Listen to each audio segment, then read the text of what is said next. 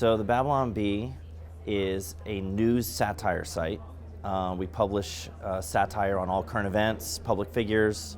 Started out with more of a religious bent, but we have a really broad audience now because we talk about culture and whatever's going on in the headlines every day.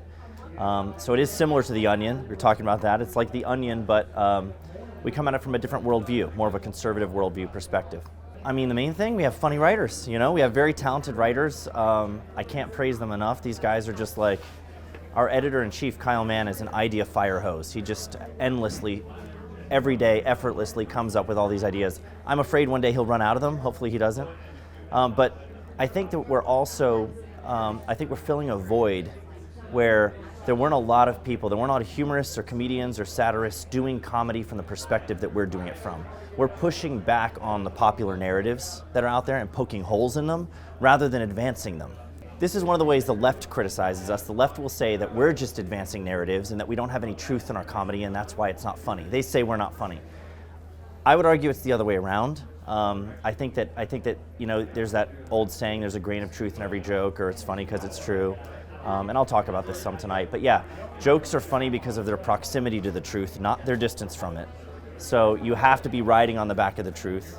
Or it's when you throw a joke out there, if it's detached from the truth or reality, it's not going to land. Nobody's going to get the point that you're making. This is an indictment of reality, not satire. If the satire is close to reality, if it's believable, then it means the point that you're making is valid. Well, I feel bad for our customer support team that's handling emails because all day, I mean, they do have like a canned response that they send when people are confused about whether something is real. But all day long, they're emailing people back saying, "Oh, this is satire. This is satire. It's satire." There's a lot of confusion there. But we've been kind of smeared in the media, like the New York Times and some other places, trying to suggest that we're misleading people on purpose. And it's just the nature of doing satire. When there is truth to your joke, there are going to be people who believe it. Every day when we look at the headlines, we're thinking to ourselves, like, how in the world do we top this? Because the world is crazy. That's actually what I'll start talking about tonight, is I'm going to give a talk about some of these things. And just leading off with, the world has become too absurd to be satirized. It really has. We actually have another website. I don't know if you've heard of it, Not the Bee. Have you heard of Not the Bee? And Not the Bee is kind of focused on all those stories that are so crazy they should be satire but somehow aren't. And so we're just trying to find those stories that, like, this should be on the Babylon Bee, but it's actually on Fox News or CNN. This is hysterical. It's entertaining how stupid the world is, and highlight those things. So that site's a lot of fun too. I think it's important for a number of reasons. I mean, especially like when you're going through like a pandemic or something, like levity is healthy. Just having a little bit of levity is good.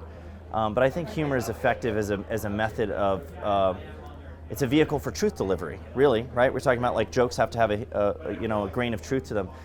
What we're trying to do is speak truth to culture and push back on bad ideas and false narratives and expose them and mock them and ridicule them.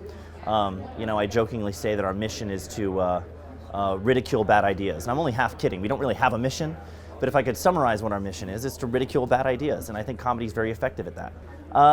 Well, one of my favorites is one of the first headlines I wrote for the Bee, because I didn't start it, I didn't launch it, I didn't start writing for it until 2018. But one of the first ones that I wrote was about how Democrats had drafted legislation that would make it a hate crime to eat at Chick-fil-A. And at the time, Chick-fil-A was in the news, and everybody was criticizing them, and it was like hate food or something like that. Like their stance on some of these issues has been controversial. And so that joke ended up going viral and getting fact-checked. So enough people believed that was true that it had to get fact-checked. I don't know what that tells you, but that one was kind of cool. I printed that one out, wanted to hang it on my wall. Ninth Circuit Court overrules death of Ruth Bader Ginsburg. Yeah, I thought that was, it's just like an outstanding joke. Like it's silly. You can't actually overrule somebody's death, obviously. But that one got fact-checked too. My favorites are usually the ones that are so stupid and silly they end up getting fact-checked and rated false. And it's just so, jokes aren't false. They're funny or not, They don't have a truth rating.